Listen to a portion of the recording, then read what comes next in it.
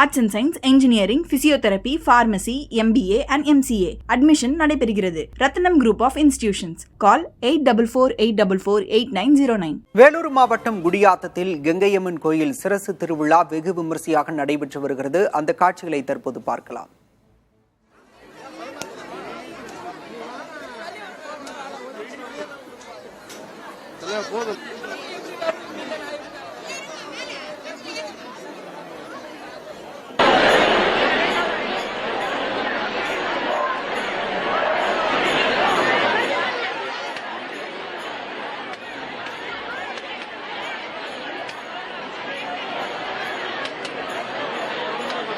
விவரங்களோடு செய்தியாளர் குமர்வேல் நம்முடன் இணைந்திருக்கிறார். குமர்வேல், இந்த சிரசு திருவிழாவோட சிறப்பம்சம் என்ன? அங்கு கூடியிருக்கக்கூடிய பக்தர்களுக்கு என்ன மாதிரியான ஏற்பாடுகள் செய்யப்பட்டிருக்கின்றன?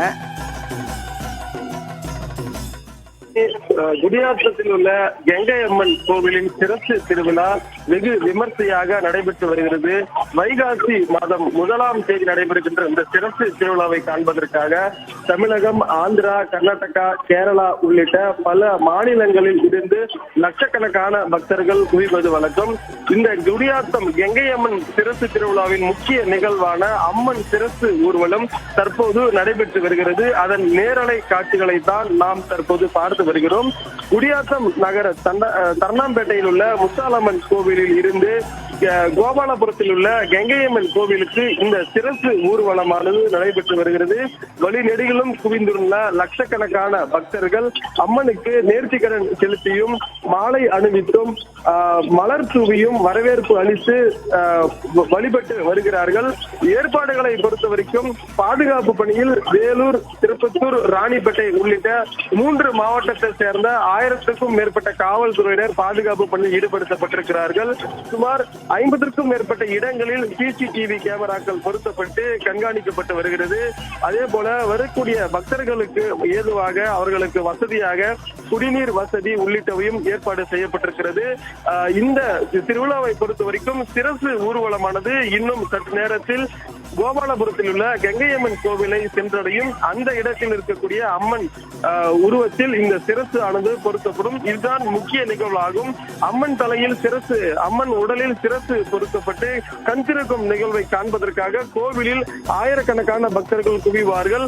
அதன் காரணமாக கூட்ட நெரிசலை தவிர்ப்பதற்காகவும் அங்கும் பேரிகார்டுகள் அமைத்து முறையான பாதுகாப்பு ஏற்பாடு செய்யப்பட்டுள்ளது. இந்த சிரசு திருவிழாவின் புராண கதைகளை பொறுத்த வரைக்கும் பரசுராமன் அன்றைய காலத்தில் புராண கதைகள் கூறியது போல பரசுராமன் அவருடைய தந்தை முனிவருடைய ஆணைக்கு இணங்க தன்னுடைய தாயின் தலையை கொய்து விடுகிறார். மீண்டும் மதகத முனி அவரிடமே பரசுராமன் வரம் வேண்டுகிறார். நீங்க செஞ்ச செயலை செய்துட்ட, ஆனால் எனக்கு ஒரு வரம் கொடுங்கன்னு கேட்கிறாரு. அதுக்கு மதகத முனி என்ன வரம் வேண்டுமோ கேளு என்று கூறும்போது தன்னுடைய தாயின் உயிர் மீட்டு வர வேண்டும் என்ற ஒரு வரத்தை கேட்கிறார். அதன்படியே மதகத முனியும் ஆணையிடுகிறார்.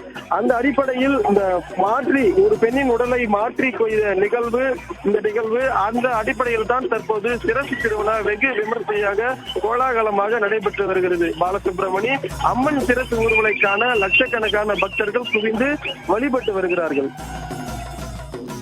சிரசு திருவிழாவின் வரலாற்று நிகழ்வுகளை பதிவு செய்து தற்போது விழாவின் சிறப்புகளை எடுத்துரைத்தீர்கள். விவரங்களுக்கு நன்றி குமரவேல்.